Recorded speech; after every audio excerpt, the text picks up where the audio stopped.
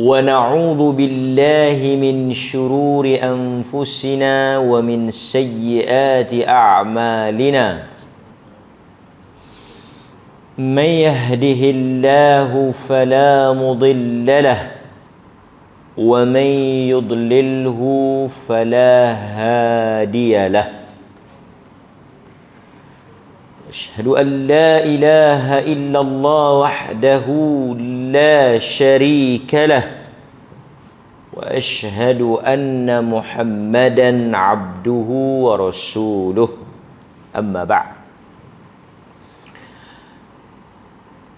Syukur alhamdulillah tuan-tuan dan saya kita dapat hadir pada malam ini.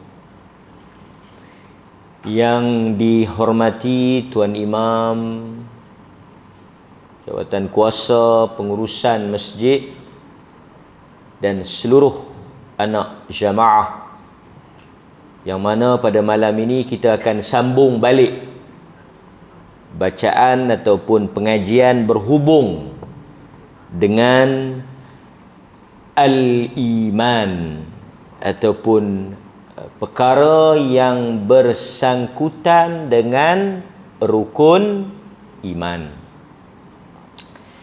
Sebelum saya nak membaca hadis yang akan kita bahaskan di dalam tajuk kita pada malam ini, suka untuk saya mengulang kembali di sisi kita Ahlus Sunnah, bila tersebut perkataan iman, orang yang beriman, dalam bahasa Arab dia panggil mukmin. Mukmin tu orang beriman, Muslim orang Islam. Kalau perempuan mukminah, tu yang tuan-tuan duk dengar perkataan mukminin, mukminat. Tu ialah merujuk kepada orang-orang lelaki yang beriman dan orang-orang perempuan yang beriman. Kita dalam Quran ada surah Al-Mu'minun, golongan orang-orang yang beriman. Iman ialah qaulun, perkataan, seperti mengucap dua kalimah syahadah, iqrar. Kan dia kata al-iman iqraru bil lisan, kita menyebut, mengucap dengan lisan, lidah kita. Saya beriman. Kemudian kita naik saksi, I bear witness, kan? Saya bersaksi bahawa tidak ada Tuhan yang berhak, la ma'bud, tak ada Tuhan kecuali hanya Allah Azza wa Jalla. Iyyaka na'budu, kita menafikan tak ada lagi sembahan Tuhan selain daripada Allah. Itu iqrar, pengakuan kita, penyaksian kita, qaul, perkataan. Sebab itu tuan-tuan, orang yang zikir, membaca Al-Quran, menyebut perkataan-perkataan yang baik, qaulun ma'ruf, semua itu adalah termasuk daripada iman. Sebab iman ini salah satunya qaulun, cakap, sebut. Jadi tuan-tuan berzikir lepas salat tadi, sebahagian daripada iman, perkataan. Okey. Iman juga selain daripada perkataan, ucapan, ia juga terdiri daripada amal. Pasal itu iman ni mudah nak ingat, mudah nak faham. Qaulun wa amal. Iman ialah perkataan dan perbuatan. Kalau cakap saja boleh jadi munafik. Sebab munafik pun dia cakap, idza ja'akal munafiquna qalu nashhadu innaka la rasulullah. Di dalam surah Al-Munafiqun ayat yang pertama. Dan ingatlah ketika mana datang kepada engkau wahai Muhammad golongan munafik yang mereka itu mengatakan, nashhadu, kami bersaksi sesungguhnya engkau la Rasulullah. Rasulullah. Dia pun mengaku, mengucap. Tetapi yang dikatakan munafik qaulun sahaja. Perkataan mereka itu mereka zahirkan, mereka sebut kata mereka beriman. Tetapi hati mereka, kan? Pengakuan yang sebenar, tasdiq, mereka tak betul, bohong. Lebih dahsyat lagi, mereka juga ada amal. Sebahagiannya amal, sebahagiannya sembahyang. Quran katakan, qumu ila salah, mereka berdiri untuk mendirikan salat dalam keadaan kusala, malas. Jadi tuan-tuan, ahli sunnah qaulun wa amal, yang dibenarkan dengan hati. Iqraru bil lisan wa i'tiqadu bil janan wa amalu bi jawarih wal arkan. Kita sebut dengan mulut, kita buat dengan perbuatan, kita benarkan dengan hati. Lengkap iman kita. Mendirikan salat, mengeluarkan zakat, berpuasa di dalam bulan Ramadan, menutup aurat, meninggalkan perkara yang diharamkan, itu adalah tanda iman. Jadi boleh tak kalau ada orang cakap, saya kita tak baca lagi hadis ni, tapi kita nak bagi tuan-tuan nampak apa yang kita nak bincang. Betul atau tidak kalau ada orang kata, kenapa awak tak pakai tudung? Saya tak nak munafik. Uish, pelik. Saya tak nak berpura-pura pakai tudung, tapi hati saya tak baik. Biar saya tak pakai tudung, biar saya free hair, tapi yang penting hati saya tak busuk dan dengki pada orang. Bisa dengar? Ada tak orang yang mengucapkan ucapan ini? Ada. Dia kata yang penting, tuan-tuan kena ingat, perkataan ini kalau kita tidak faham benar-benar, dia akan menyebabkan kita keliru. Perkataan seperti apa? Pokok pangkalnya yang penting hati mau baik. Dia ni ustaz memang nampak macam ni, tak pakai tudung lah, seksi lah, tapi hati dia baik.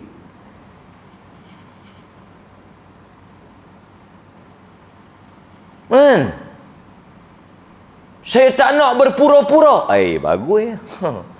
Saya tak nak berlakon. Sebahagian orang pakai tudung, tapi hati dia tak elok, kotor. Pakai pasal nak nampak, kata pakai tu nak bagi nampak kata baik, tapi sebenarnya dah, saya tak nak macam tu. Saya nak biar betul-betul saya ikhlas, nanti saya pakai kerana Allah, bukan kerana orang. Bila yang nak kerana Allah tu? Tak tahulah lagi, tunggulah.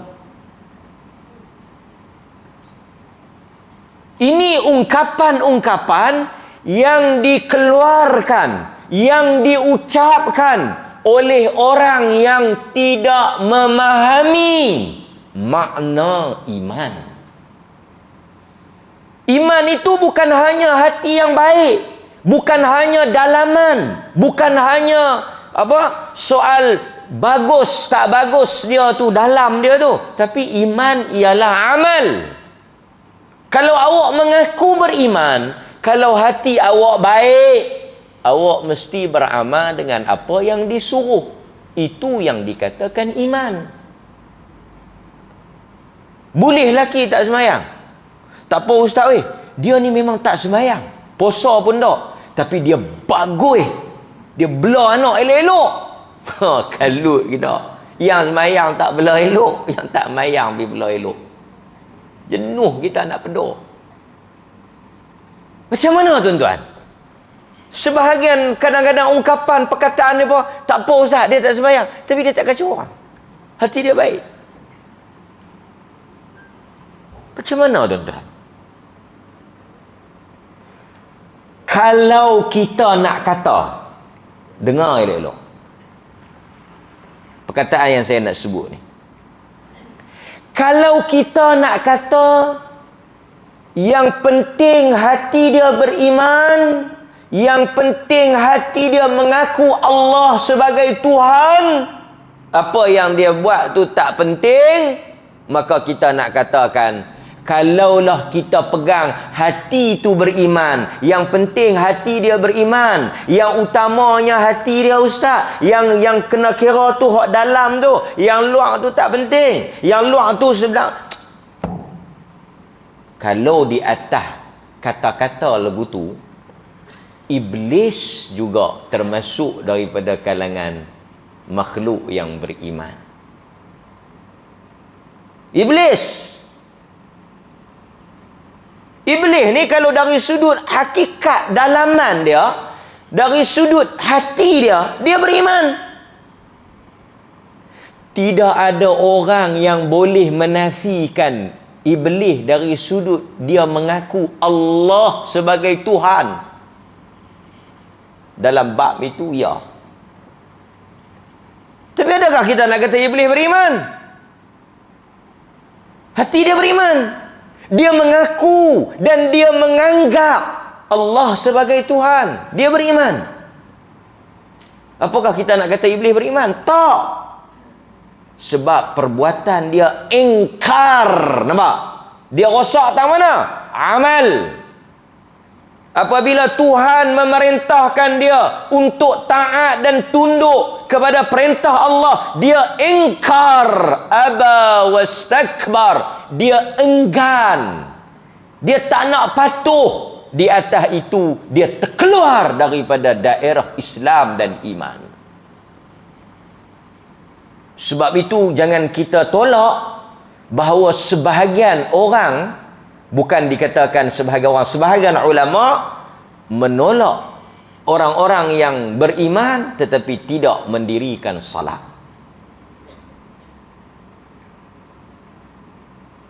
Dia tak semayang. Kalau kita nak kira tak apa, yang penting hati dia tu okey, cukup. Hati dia bagus, cukup. Hati dia bersih, cukup. Dia tak semayang pun tak apa. Kalau macam tu, apa beza dengan iblis? Sebab itu tuan-tuan, kata-kata yang kata penting hati, dia tak pakai tudung ke, dia seksi ke, apa ke, no. Iman qaulun wa amal. Amalan itu adalah sebahagian daripada iman. Perbuatan itu ialah sebahagian daripada iman. Menutup aurat, mendirikan salat, mengeluarkan kata-kata yang baik, membayar zakat, berpuasa di dalam bulan Ramadan, membaca Al-Quran. Apa dia lagi? Perbuatan-perbuatan yang disuruh oleh Allah. Itu ialah sebahagian daripada amalan yang dimaksudkan dengan iman. Orang beriman, kalau dia beriman dengan sebenar-benar iman, dia akan buat. Tapi ada orang beriman yang cuai, yang kadang-kadang dia tergelincir, dia tersasar, dia terseleweng. Ada tak? Ada. Sebab itu kita kata amalan itu ataupun iman itu dia bertambah dengan perkataan dan perbuatan amalan, dan dia juga boleh, kalau ada benda yang bertambah, dia juga boleh berkurang. Sekali lagi tuan-tuan tak boleh cakap kalau kawan tu buat dosa pun tak apa ustaz, pasal dia beriman. Mana boleh? Mana boleh kita kata satu orang kalau dia beriman tapi dia buat dosa. Dosa itu mencacatkan, merosakkan, mengurangkan iman. Dan silap hari bulan bukan takat rosak, bukan takat cacat, bukan takat korang, bukan takat lemah. Dia boleh pergi jadi macam mana? Batal. Batal atau batal? Boleh membatalkan iman. Sebab itu dalam perbincangan kita nanti, kita akan pergi ujung nanti tu. Tak tahulah bab ke berapa, dia panggil nawaqidul iman. Perkara yang kalau kita buat amalan tu, perbuatan tu, rosak, burn, jahanam, habis iman kita. Nak kena mengucap lain. Tu yang kata berat tu. Kan? Okey, saya nak tanya tuan-tuan satu soalan mudah ya. Satu orang dia mengaku beriman. Dia dalam hati dia mukmin, dia mengaku aku beriman kepada Allah dan Rasul.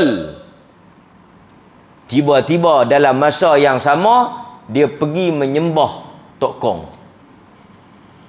Tuan-tuan nak kata apa? Tak apa ustaz. Yang penting hati mau baik. Tu dia. Hak tu yang tuan-tuan duk dengar, hak duk keluar fatwa sebahagian orang.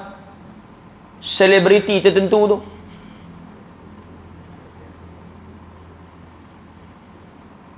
Boleh tak kita kata ni yang pergi sembah Tok Kong yang buat amalan-amalan syirik khurafat? Tak apa ustaz, dia sembah Tok Kong ke, dia sembah apa, hati dia Allah. Boleh atau tidak? Tentu kita akan kata dengan penuh yakin, mana boleh. Perbuatan tu salah. Perbuatan itu boleh merosakkan iman. Mana boleh pergi sembah Tok Kong?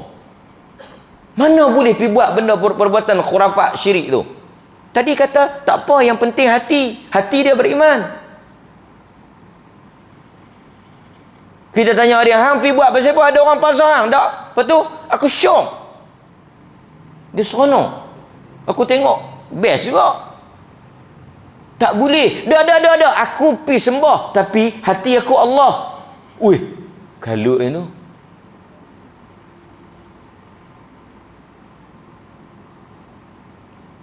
Yang ni yang kita kena hati-hati. Amal, perbuatan memberi kesan kepada iman. Satu orang yang zikir, saya bagi contoh. Satu orang yang berzikir subhanallah 33 kali dengan satu orang yang berzikir subhanallah 10 kali. Beza tak beza iman dia? Beza tak beza? Beza. Takkan sama. Kawan ni 33 kali, kawan ni 10. Yang mana lebih kuat? Yang mana lebih banyak? Yang mana lebih hebat? Yang mana lebih sempurna? 33. Sebab itu kita kata amalan memberi kesan kepada iman. Amalan ada peranan dia kepada iman. Pasal itu tuan-tuan, semakin kuat, semakin banyak amalan yang tuan-tuan buat, tentulah semakin sempurna iman. Satu orang sedekah RM5 dengan satu orang sedekah RM100, sama ke tak? Sama ke tak? Tak sama. Siapa yang lebih hebat dan kuat imannya? Siapa yang lebih tinggi imannya? Tentulah yang RM100 tadi. Takkan tuan-tuan nak kata yang RM5 tu? Abu Bakar sedekah semua, Umar sedekah setengah. Siapa yang lebih hebat? Abu Bakar. Umar mari serah dekat Nabi. Banyak kalilah kita duk abang. Umar mari bagi. Nabi tanya, berapa banyak ada lagi kat Umar? Ni banyak kau bagi ni. Ada berapa lagi yang kau tinggal? Ada setengah lagi. Sama. 50 bagi, 50 simpan. Mari Abu Bakar. Ada berapa lagi yang kau simpan? Yang kau taruh untuk diri kau? Allah dan Rasul. Yang ada di sisi aku, Allah dan Rasul. Artinya dia bagi semua. Lepas tu tuan-tuan nak kata, dua-dua ni iman mereka sama. Ui, mana sama? Tentulah iman Abu Bakar lebih kuat, lebih besar, lebih tinggi daripada iman Umar. Kerana nilai yang dia bagi lebih besar daripada nilai yang Umar bagi. Tak sama. Satu orang yang bangkit tahajud ketika orang lain tidur nyenyak, ketika orang lain seronok tidur, tentulah tak sama dengan iman orang yang lawan nafsu dia, bangkit tengah malam mendirikan 2 rakaat. Sama? Tak sama. Satu orang yang habis puluhan ribu ringgit pergi nak tengok World Cup dengan satu orang yang habis puluhan ribu ringgit pergi buat umrah. Sama ke tak? Sama ke tak? Tak sama. Walaupun dua-dua tu tak salah. Pergi tengok bola pun tak salah, pergi umrah pun tak salah. Pergi ni satu perjalanan yang diharuskan, yang ni perjalanan ibadah. Tapi iman tak sama. Takkan tuan nak kata sama? Kan? Itu tak sama. Satu orang pergi beli ekor lu baru main sembahyang. Dengan satu orang yang daripada rumah main sembahyang. Dia tengah main mana? Kedai ekor. Main beli dulu, takut lagi lepas sembahyang tutup. Tapi dia main sembahyang. Adakah iman dia sama dengan iman kita? Dia jangan tak pergi beli. Ish, aku ingat tak, kalau aku tak ada makan aku tak pergi beli, haram. Sama atau tidak? Tentu tak sama. Sebab itu kita tak boleh keluar, tak boleh faham dengan pahaman dan kata-kata. Yang penting hati mau baik. Yang penting hati dia, bukan amalan. No, amalan ada makna, ada kesan, ada apa? Pengaruh dia. Kerana amalan ialah sebahagian daripada iman. Tapi tuan-tuan, kita juga nak habang. Saya terang terus. Bila saya baca hadis, tuan-tuan terus boleh dapat dia punya maksud yang saya nak sampaikan. Mesej dia. Saya juga nak sebut kepada tuan-tuan. Apa dia? Apabila satu orang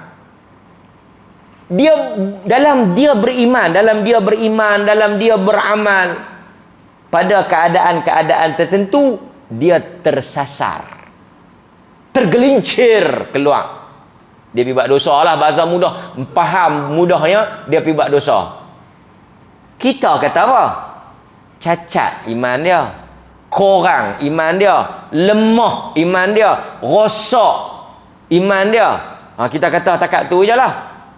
Pasal apa? Pasal bila dia pergi buat. Takkan tuan-tuan nak kata orang buat dosa dengan orang tak buat dosa sama? Lagu tu apa beza? Orang yang buat dosa mesti lemah, mesti kurang, mesti rosak, mesti cacat. Dengan orang yang tak buat dosa, tentu lebih elok, lebih cantik, lebih kuat. Tapi hak yang cacat tadi, dia boleh tak nak kuat balik? Dia boleh nak elok balik? Boleh. Apabila dia bertaubat. Satu orang buat dosa, cedera. Bahasa utara kata, bila dia pergi buat dosa, contohnya dia pergi berzina ke, berjudi ke, minum arak ke, iman dia cedera. Boleh tak iman dia nak sembuh balik? Boleh tak iman dia nak recover balik? Boleh, dengan taubat dan dengan dia meningkatkan amalan. Pasal itu Nabi kata apa? Wa atbi'is sayyi'ah hasanah. Apabila hampa buat dosa, iman cedera, iman rosak, iman kurang, iman lemah, maka hendaklah kamu mengikuti kejahatan itu dengan kebaikan untuk menguatkan dan memperelokkan balik iman tadi. Dan hidup kita ni tuan-tuan, demikianlah pasang apa dia? pasang surut. Hari Selasa pasang, hari Rabu surut. Hari Khamis pasang, hari Jumaat surut. Maulid pasang, lepas tu surut. Hari ni berapa bulan? 13. Malam ni ada ni tak? Ada match tak? Ada kan? Mungkin surut. Kan? Macam kelas pengajian lah, ada pasang surut. Mengaji pun ada pasang surut. Dan orang yang hebat apabila senantiasa naik sehinggalah dia bertemu dengan Tuhannya.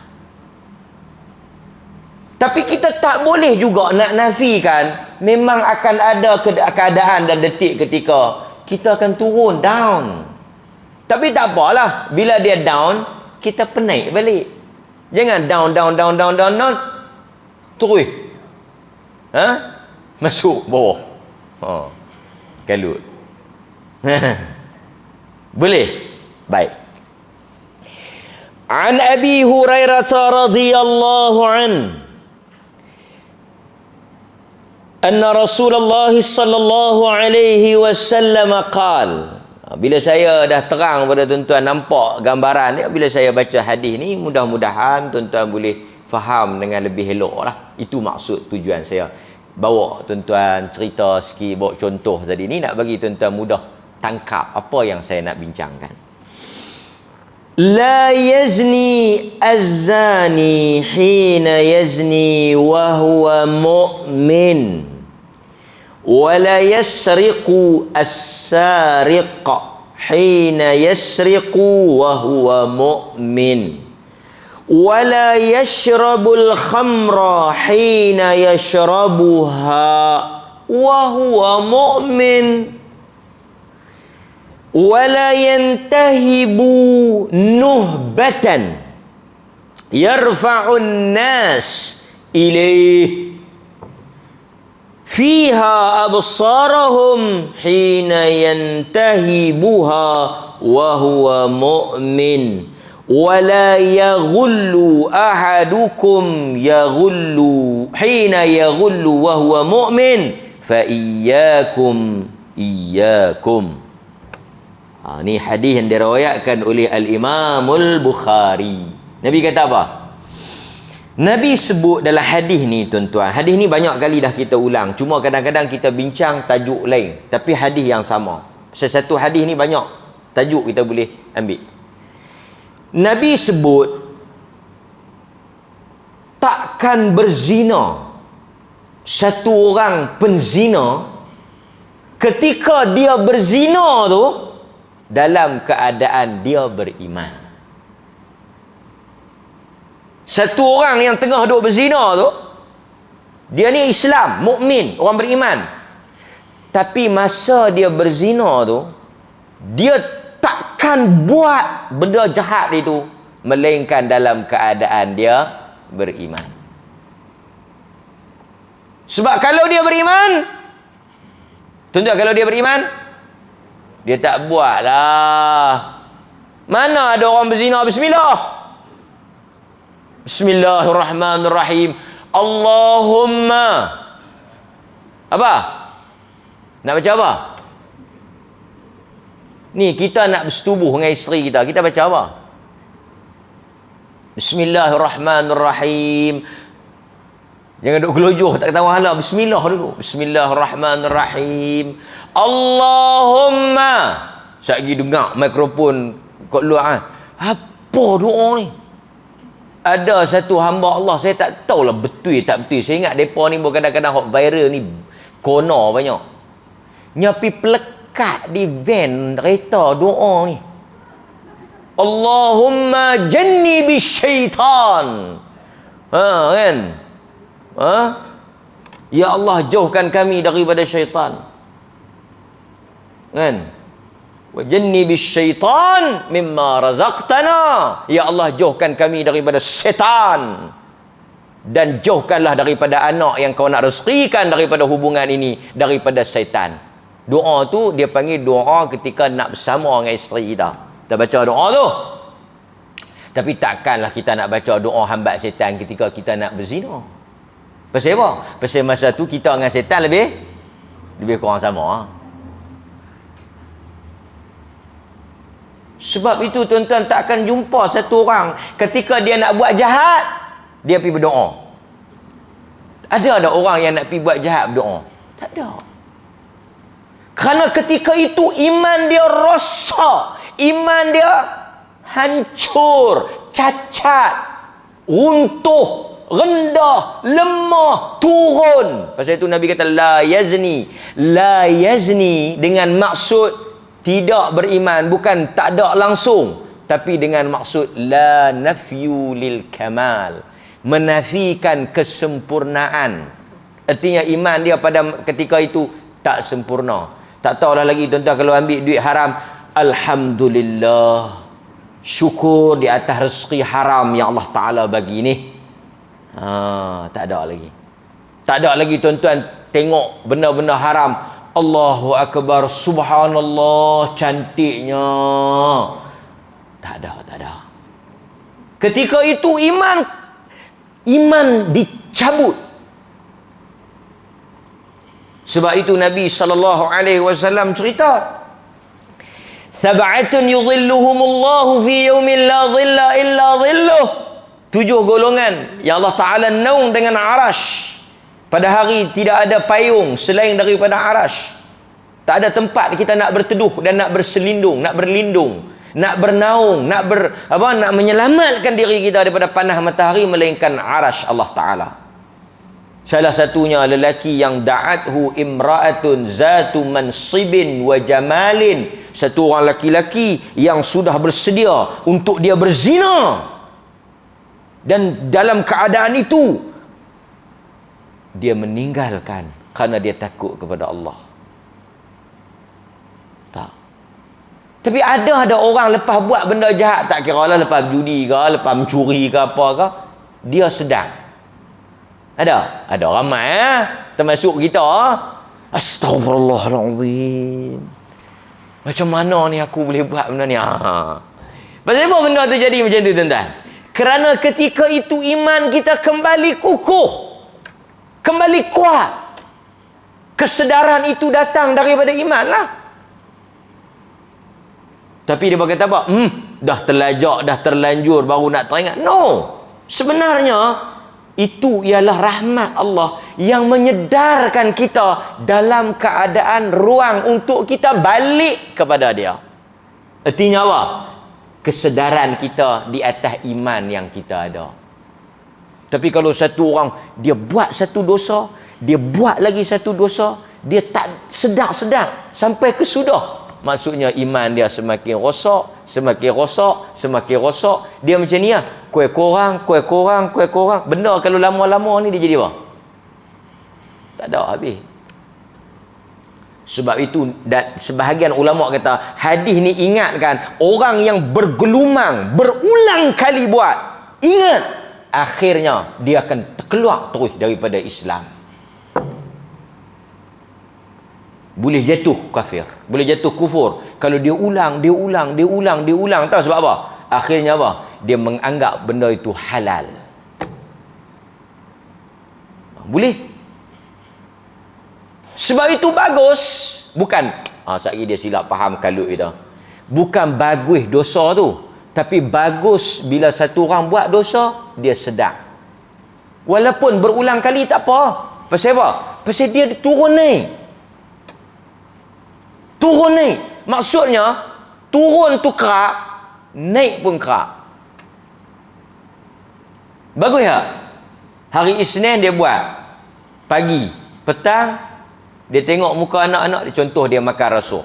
Dia makan rasuah apa semua, dia makan benda haram, duit judi apa semua, kan? Iman dia lemah apa semua. Dia balik mai tengok bini dia duk mengaji, anak-anak dia duk mengaji, kan? Dengar Bang Marik ni semua drama Melayu lah, kan? Dengar Bang Marik apa semua, dia pun tengok duit dia, astagfirullah, iman dia naik, dia sedar balik. Tapi dia ambil lah juga. Tapi bagus ya. Artinya iman dia. Tuan-tuan pernah rasa macam tu? Pernah.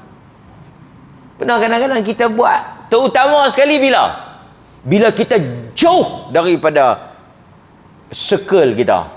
Kita bersendirian. Orang tak nampak kita. Kita jauh pada ibadat. Tuan-tuan nampak?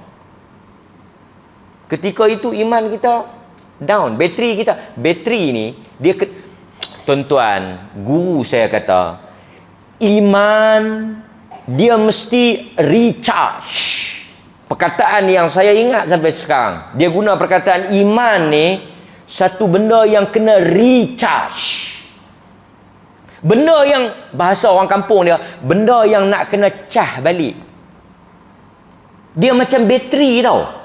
Maksudnya, bila kita dalam kehidupan harian kita, tempat kerja, kita jumpa godaan-godaan dan dugaan, kan? Di luar dengan kawan-kawan, pergi mana-mana travel, dia mari dugaan. Iman mula-mula kukuh.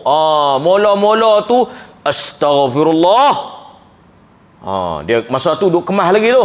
Masa tu baru balik daripada masjid. Lepas tu dia lama-lama bateri tu dia kuil low. Masa low bateri tu duduk merah telap tu. So macam mana? Recharge balik apa? Mailah kelas kita dekah 2-3 kali, penuh balik bateri tu. Kena tibai rapat, kata rapat. Depa duk heran. Pasal depa dalam saya duk kata kat tuan-tuan pun tuan-tuan duk main lagi. Pasal mereka tak nampak kata itu adalah recharge iman. Iman ni kadang-kadang dia charge dengan kata-kata yang lembut. Kadang-kadang dengan teguran yang tegas. Kadang-kadang dengan benda yang memukul hati kita. Kerana itu kadang-kadang tuan-tuan, pukulan itu dia memberikan kesedaran. Dia charge. So bila charge, kita keluar, kita boleh tolak, boleh tepih ni. Pasal iman kita dah di charge, dah kuat, dah bateri dah penuh dah. Dah mantap dah. Lepas tu bila mai godaan, mai hasutan, mai apa semua ni, dia kurang balik. Pasal itu tuan-tuan yang duk rebah tu, dia kata, hang tu lah aku duk abang, hang pergi mengaji lah, pergi dengar kuliah tu, hampir masjid tu, hampir berkawan tu. Dan tak buat lah benda ni. Pasal itu tengoklah hadis. Tengok dalam hadis yang kawan nak bertobat tu, yang bunuh 100 orang tu. Apa yang dinasihatkan kepada dia? Dia kena keluar daripada sini. Dia kena pergi tempat yang orang bagus-bagus. Pasal bila dia duduk tempat orang bagus-bagus, charge iman dia. Dalam bahasa, tuan-tuan mungkin tak biasa, tapi mereka duk guna dalam bahasa media sosial ni, toxic environment. Dalam suasana yang toksik ni kita kena keluar. Semua yang jahanam kita ni kita kena keluar. Nampak tuan-tuan? Duduk dalam circle, environment, keluarga yang ingat mengingati, nasihat menasihati. Nabi kata tak berzina satu penzina ketika mana dia berzina dalam keadaan dia beriman. Tak mencuri seorang pencuri dalam keadaan ketika mana dia mencuri, dia seorang yang beriman. Maksudnya orang yang mencuri tu, ketika dia mencuri, iman dia lemah. Iman dia lemah. Kan? Dan tidak minum arak. Tak minum arak seorang peminum. Ketika mana dia minum arak dalam keadaan dia beriman. Dan tidak mengambil atau merampas harta orang dalam keadaan manusia melihatnya ketika dia merompak itu dalam keadaan dia beriman. Dan tidak ada orang yang pecah amanah dan khianat melainkan ketika mana dia pecah amanah dan dia khianat itu dalam keadaan dia beriman. Nabi nak bagi tahu bahawa ketika mana kita melakukan dosa, iman kita lemah dan kurang. Disebabkan oleh kurang, lemah dan cacatnya iman itu menyebabkan kita berani buat dosa tu. Nampak tuan? Ini apa yang disebut oleh ahli sunnati wal jamaah. Sebab itu kalau kita boleh tengok dalam satu hadis yang lain, Nabi SAW sebut daripada Ibn Abbas. Ini daripada Ibn Abbas, perkataan Ibn Abbas. Ibn Abbas kata apa? wala yaqtulu hina yaqtulu wa huwa mu'min. Tidak akan membunuh seorang pembunuh ketika mana dia membunuh dalam keadaan dia beriman. Semua tadilah, berzina, berjudi, minum arak, mencuri, pecah amanah, khianat, semua dosa-dosa besar tu dia tak akan buat dalam keadaan apa? Dalam keadaan dia beriman. Yang dia boleh buat langgar tu pasal apa? Pasal apa? Pasal iman dia kurang, lemah. Iman dia rosak. Kemudian Nabi kemudian kata Ikrimah, qultu li ibni Abbasin kaifa yunza'ul iman minhu, qala hakadha wa shabbaka baina asabi'i thumma akhrajaha. Kemudian Ikrimah tanya, macam mana yang dikatakan dicabutnya iman? Ikrimah tanya Ibnu Abbas, macam mana iman itu dicabut? Macam mana yang kata masa dia mencuri itu iman keluar, lepas tu dia sedar iman masuk balik, lepas tu dia buat pula dosa lain iman keluar, lepas tu dia sedar dia bertaubat iman masuk balik. Macam mana yang kata iman keluar? Pasal iman ni benda tak boleh nampak, benda yang kita tak boleh bayang macam mana. Iman ni panjang ke, pendek ke, gemuk ke, kurus ke, bulat ke, empat segi ke, kita tak tahu. Jadi Ikrimah tanya Ibnu Abbas, Ibnu Abbas buat contoh nak bagi faham, nak bagi clear. Ibnu Abbas kata apa? Dia ambil jari dia ni, dia macam tu, dia bersilang. Lepas tu dia tarik, dia cabut. Macam tu. Maknanya satu benda yang masuk dan ditarik keluar. Boleh tak iman tu masuk balik? Boleh. Pasal itu kita kata iman ni dia turun naik. Dan iman ada kesan daripada perbuatan. Perbuatan tuan-tuan bagi kesan. Macam tuan-tuan sembahyang tadi. Tuan-tuan rasa kuat ke rasa lemah? Rasa kuat. Pasal itu tuan-tuan duduk dalam masjid ni, tuan-tuan tak teringat, takut nak buat. Sebab itu orang yang pergi ke Mekah, perasaan dia lain, suasana dia lain. Betul tak? Tuan-tuan duduk dalam Masjidil Haram, tengok depan Kaabah, ada perasaan dia lain. Kan? Di Malaysia mungkin malas nak sembahyang sunat, malas nak main masjid. Pi ke Mekah macam tak mau keluar masjid tu. Kawan kata, jom kita pergi makan. Tak apalah, duk makan lama dah. Siapakah kawan aku ni? Macam orang lain pula. Kan? Pasal apa dia jadi macam tu? Kan? Di Malaysia dengan seluruh haji dengan t-shirt, taklah salah. Pi di sana tuan-tuan, sudah pun demam tengok dia pakai. Jangan cuba dengan apa. Kan? Pasal apa dia ada semangat, perasaan itu. Ketika iman dia kuat. Pasal apa bila tuan-tuan dengar khutbah ke, syarahan ke, berbuak-buak, membuak-buak, meronta-ronta nak buat kebaikan. Pasal apa? Bila tuan-tuan dengar, dia mari motivasi, dia mari semangat. Kerana ketika itu iman tuan-tuan naik. Setelah tuan-tuan mendengar ayat-ayat Al-Quran, pasal itu Allah kata apa? Innamal mu'minuna idza dzukirallahu wajilat qulubuhum wa idza tuliyat 'alaihim ayatuhu zadatuhum imana. Nampak tak? Allah kata orang-orang beriman ni, bila dia dengar ayat-ayat Quran, iman dia bertambah. Bila iman dia bertambah, pasal itu dia mudah apa? Dia mudah nak beramal. Dan sebab itu tuan-tuan, kadang-kadang kita tengok anak-anak kita hantar pergi motivasi 2-3 hari, dia balik mai, tahanlah 2-3 minggu, lepas tu takkan tuan-tuan nak expect hantar pergi kursus 3 hari, balik sampai ketua.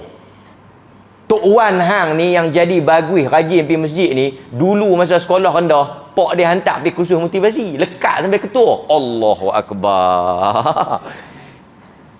Fadilah Kamsah pun tak jawatan. Tuan-tuan dengar motivasi pagi. Motivasi pagi macam-macam lah. Doktor ni kan, TV3. Tak ada tengah hari. Lepas tu, menceroy balik. Ini kan hidup. Pergi khusus kem ibadah. Kan? Anak-anak dilatih 2-3 hari apa semua. Rajin sembahyang, rajin baca Quran. Tapi tabiat manusia, Allah jadikan sifat manusia itu ada godaan, dugaan, cabaran, rintangan, halangan yang menyebabkan dia akan berlawanan, yang akan akhirnya melemahkan iman dia. Macam imunisasi lah tuan-tuan. Imun kita, antibody kita. Kan? Antibody kita tuan-tuan. Bila kita bagi antibiotik, dia akan ada, dia panggil apa? Pertahanan kita kuat. Kita lega, sehat kan? Antibody kita kuat. Ni vaksin tuan-tuan tu tahan berapa tahun? Kan? Pasal tu tuan-tuan kena cucuk banyak kali. Tengok, tuan-tuan cucuk nak pergi Mekah. Ada expired. Vaksin tu ada expired. Yang tuan-tuan duk pergi ambil kan? Anak-anak influenza ke apa. Tiap-tiap tahun, yearly, kena pergi ambil. Cucuk setahun, harap sampai ke mati. Dia kata anak saya apa-apa. Dia kata duk demam. Cucuk dah, influenza. Doktor pun tanya, bila yang cucuk? Mu masa pah beranak oh. Tu dia keluar habis lah. Tu saya bagi tahu. Demikian dalam kehidupan ini tuan-tuan. Iman itu kadang-kadang dia masuk dan kadang-kadang dia keluar. Keluar tu kadang-kadang dia keluar setengah. Kadang-kadang dia keluar suku. Yang kita bimbang dia keluar habis. Ini yang kita kena jaga. Baik. Hadirin mukminin. Berikutnya untuk kita nak faham lagi, nampak? Nabi SAW sebut berhubung dengan orang munafik. Orang munafik. Orang munafik ni terkejut lah. Sakah ni. Yang ni kalau penceramah tu tak berhenti juga. Memang teruk iman dia. Azan lah.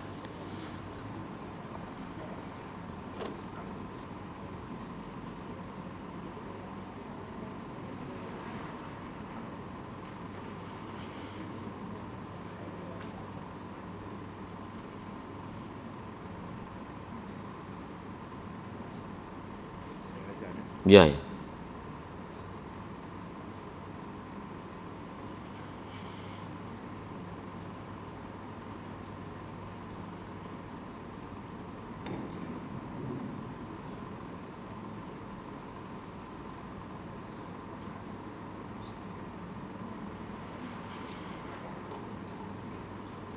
Allahu Akbar, Allahu Akbar.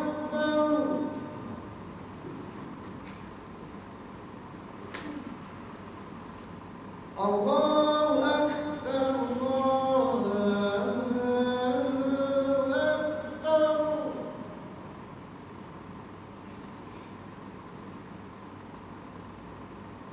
Asyhadu an la ilaha illallah.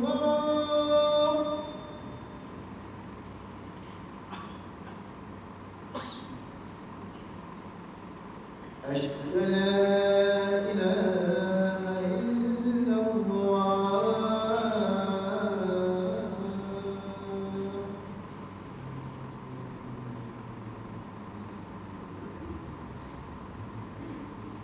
Asyhadu anna Muhammadar Rasulullah.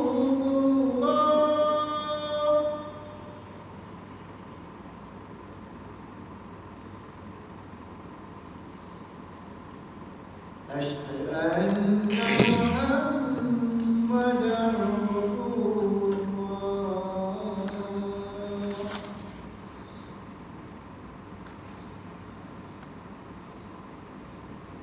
Hayya 'alas salah.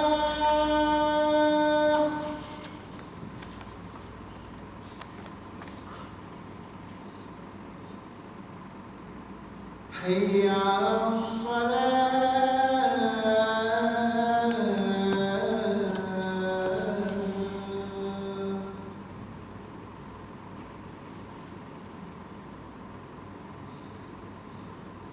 Hayya 'alal falah.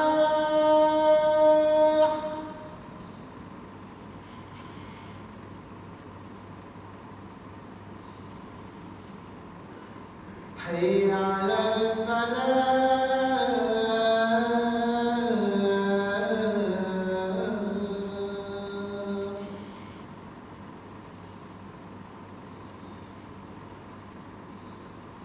الله أكبر الله أكبر.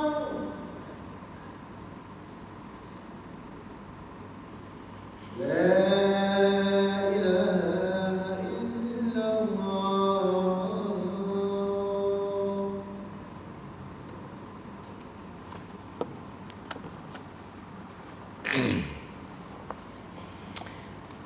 Okey, baik tuan-tuan. Cuma sebagai kesimpulan, perbuatan atau amalan yang kita buat, kita disuruh buat, diperintahkan kita buat, yang wajib kita tak ada pilihan lah. Memang kita kena buat. Kalau tidak, kita dikira berdosa. Tapi masih dia macam ni tuan-tuan. Perkara yang disuruh di atas hukum fardu wajib, kita tak ada choice, kita kena buat. Benda yang Tuhan larang, Nabi SAW sebut dalam hadis, wa idza amartukum bihi minhu wa idza amartukum bihi fa'tu minhu mastata'tum. Nabi sebut, wa idza amartukum bihi, apabila aku suruh, perintahkan kamu buat satu amalan, wajib untuk kamu memenuhi dan melakukannya. Tapi Nabi dia sebut perkataan ni, yang ni dia macam rahmat lah untuk kita. Apa dia? Wa idza amartukum bihi fa'tu minhum mastata'tum. Sekadar yang kamu boleh. Artinya ada keadaan bukan kita tak buat ni pasal kita tak mau buat. Luar daripada kawalan kita. Sakit, lupa. Yang ni dimaafkan. Satu orang sakit tak boleh buat macam biasa. Okey. Kita tak boleh kata orang yang semayang berdiri iman dia lebih kuat daripada orang yang semayang duduk. Mana boleh? Kawan tak boleh berdiri, hang duk suruh gagah berdiri juga, mati terus. Nampak? Yang tu luar daripada kawalan. Itu tak ada kaitan dengan iman. Dia nak buat tapi luar daripada kemampuan dia. Yang ni tak bersabit dengan iman. Sebab apa?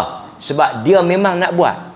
Yang kita kata yang rosak, cacat, dicabut, lemah, korang tadi, yang memang dia tak mau buat. Tak ada halangan apa, dia memang tak mau. Lepas tu dia duk kata yang penting hati. No, bukan hati. Memang hang tu tak mau buat. Dikira dia salah, dosa. Baik. Tapi Nabi kata, Nabi kata, wa idza nahaitukum, apabila aku melarang kamu benda yang aku tak bagi buat, fajtanibu, yang ni memang hampa kena tinggal. So iman ni dua, buat yang disuruh, tinggal apa yang dilarang. Tapi kadang-kadang tuan-tuan langgar lah. Langgar apa? Langgar antara dua, hak suruh tak buat, hak yang larang dia pergi buat. Boleh jadi tak? Memang duk jadi dah, bukan boleh, memang duk jadi dah. Hak larang dia pergi celapak buat, hak suruh dia pergi tak buat. Tapi tuan-tuan, tak apalah. Kalau dia tak buat tu kerana dia ada alasan, Allah ampunkan. Kalau dia tak ada alasan, dia bertaubatlah. Pasal apa hang buat? Aku toh. Saya cerita kat tuan-tuan kan. Ada satu cerita. Cerita benar. Kisah benar. Satu orang kita tangkap. Bukanlah kita tangkap, dia tertangkap. Kantui, bahasa moden ni dia kantui. Tuan-tuan, macam yang kita duk cerita dalam kuliah kita. Apabila satu orang, anak-anak tuan-tuan lah, kita ambil anak-anak kita. Apabila satu anak kita telah tangkap dia buat satu kesalahan, Agak-agak apa soalan yang tuan-tuan? Pertama lah, banyak lah benda nak tanya. Apalah benda yang tuan-tuan nak tanya nombor satu? Saya tolong tanya. Tuan-tuan tak malas simpan soalan tuan-tuan. Sama ada tuan-tuan setuju tak setuju, pengalaman kita dan terbukti dalam beberapa kes, apabila kita tangkap anak kita buat satu kesalahan, langgar satu benda yang kita larang, first question, nombor satu kita akan tanya, pasal apa buat? Sebelum hak lain-lain itu dulu, siapa suruh, apa nu segala, kita akan tanya. Termasuklah pulih-pulih pun kalau dia tangkap pun, pasal apa yang hang pi buat? Sebab apa hang buat? Itu soalan nombor satu. Kita nak tahu apa pasal hang buat. Tuan-tuan pernah tanya tak pasal kepada diri tuan-tuan ke diri? Bila tuan-tuan buat, tuan-tuan tanya soalan tu, pasal apa aku pi buat? Ha? Kalau tang orang, boy, bersembuk ayat liak tanya. Cekak lihat-lihat. Hang pasal apa hang pi buat? Aku tak boleh buat ni. Jadi pernah tak kita cekak lihat kita ke diri, kita pergi tanya, pasal apa aku buat? Saya nak habaq kat tuan-tuan lah, ni pengalaman. Ada satu hamba Allah, ditanya soalan tu di atas satu kesalahan yang besar juga lah dia buat. Dia tak boleh habaq pasal apa. Pasal apa tu dia tak boleh habaq. Kadang-kadang anak kita pun, dia pun tahu, dia tak tahu. Hang habaq pasal apa hang buat? Dia tak mau jawab tu bukan kerana dia tak mau jawab. Kerana dia sendiri kadang-kadang dia tak tahu pasal apa dia pergi buat benda tu. Inilah yang kita belajar pada malam ini tuan-tuan. Jawapan di sebalik jawapan-jawapan yang ada tu, dan janganlah duk guna jawapan ni. Dah tahu dah jawapan ni, jangan duk pakai pula. Apa dia?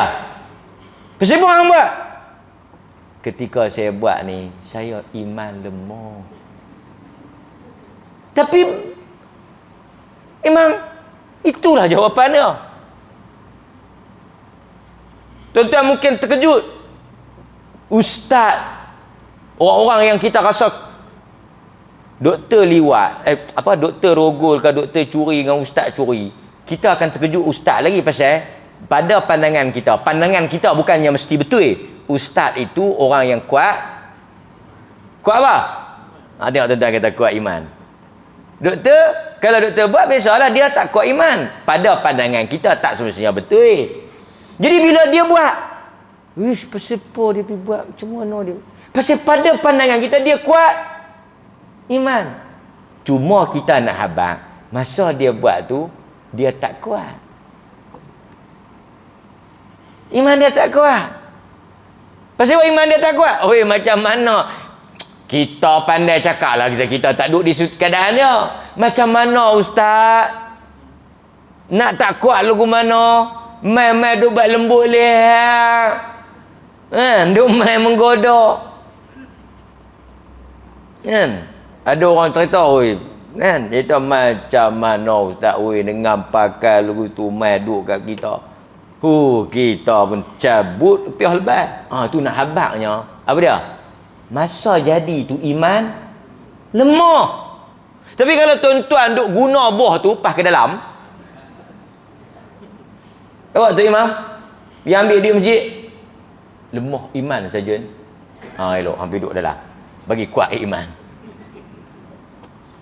Tapi hakikatnya itulah realitinya. Itulah jawapannya kenapa satu orang boleh buat dosa, satu orang boleh tersasar, terlanjur kerana ketika itu imannya lemah. Tak kiralah apa pun pakaian dan gelaran yang ada pada dia, situasi dan keadaan kadang-kadang menggoncang iman itu. Maka sebab itu saya menasihatkan diri saya dan tuan-tuan, kalau kita rasa benda tu boleh goncang, boleh ganggu, boleh kacau iman kita, jangan duk pi lah. Dah hang tahu nak jadi lagu tu, yang hang pi buat apa? Macam saya contoh kat tuan-tuan kan. Tuan-tuan mungkin biasa pi, macam saya pi Phuket tu. Dah hang tahu lorong tu memang nampak ni, memang astagfirullah. Yang pi buat apa? Lepas tu dah pi sangkut. Lepas tu, bukan salah saya pipi tengok macam tu. Saya pun, apa lagi, tergoda. Pasal apa yang hampir lorong tu, lorong lain tak ada? Ada, tapi dia berkata lorong tu syok. Yang pergi cari. Jadi dia tak boleh blame kepada Allah Ta'ala, dia tak boleh blame kepada orang lain. Kita yang mendedahkan diri kita untuk rosak. Sebab itu, tambah tak tambah iman ni duduk di kita. Kalau main di masjid, nak buat jahat tang mana? Suasana tak membenarkan. Macam tu yang saya nak sebut pada tu. Pasal tu Nabi kata, "Idza wa'ada ar-rajul akhahu wa min niyyatihi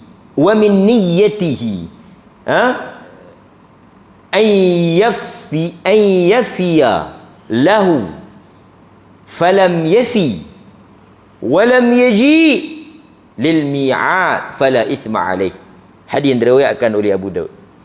Siapa-siapa yang dia berjanji dengan satu orang saudara dia, kemudian dia berniat untuk menunaikan janji tu, tiba-tiba ada halangan, luar daripada kawalan dia, falam yafi, dia tak apa? Dia tak boleh penuhi janji tu. Dia janji satu benda, kemudian dia memang niat nak tunaikan janji tu. Kan? Dia memang niat nak tunaikan, tapi bukan masalah dia nak mungkir. Mai benda-benda yang menyebabkan dia tak boleh tunaikan janji tu, Nabi kata apa? Fala ithma alaih, tak berdosa pada dia.